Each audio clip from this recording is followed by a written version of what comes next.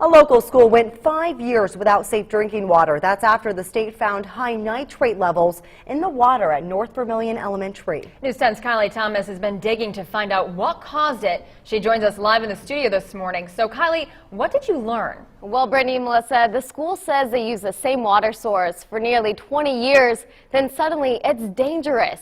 So we've spent several months studying reports and talking to the people involved, and now we're uncovering answers that could affect you, the taxpayer.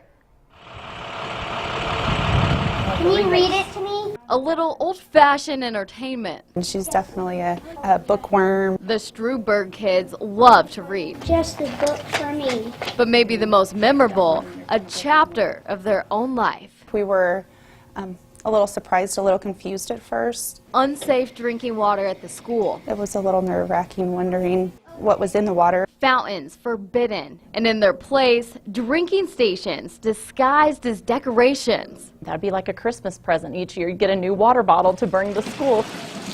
Even in the kitchen, forget about using the faucet. The simplest things like when you wash off your vegetables or your fruit. This became reality for 5 years. Until this fall, when the school finished building the new water line. That's the good thing, is that it feels normal around here again. A normal that costs $40,000 in bottled water. The average elementary spends about $100 a month on water, while North Vermillion was paying 7 times that. But that's nothing compared to the new water line that costs $1 million. So how did we get here?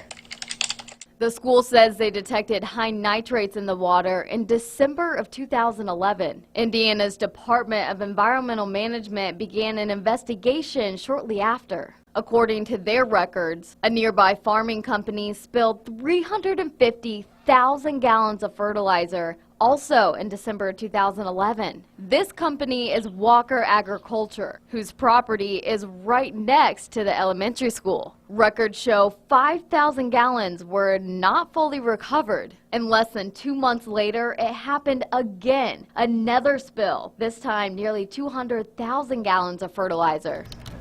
We asked IDEM if the school's sudden water crisis is in any way connected to these spills. The spokesman wrote, "The data speaks for itself. The nitrate levels observed at the school are directly related to a failure of the fertilizer tanks at the Walker Ag property." We reached out to Walker Ag. Their attorney tells us the company is not responsible for the school's nitrate levels. Walker Ag hired their own environmental firm. According to their records, there was a plastic liner that contained the spills. They determined there was not enough time for nitrates to leak onto the school's property.